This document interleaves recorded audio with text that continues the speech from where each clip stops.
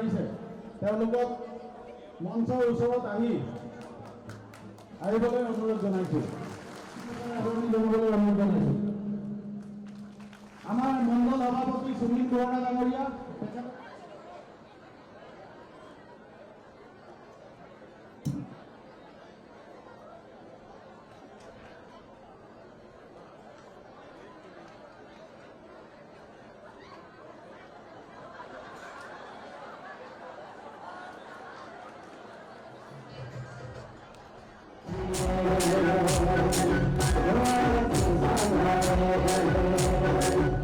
দেখিলে আপুনি চাহ শ্ৰমিক ৰাইজে কিমান মৰমেৰে আমাক আঁকোৱালিছে।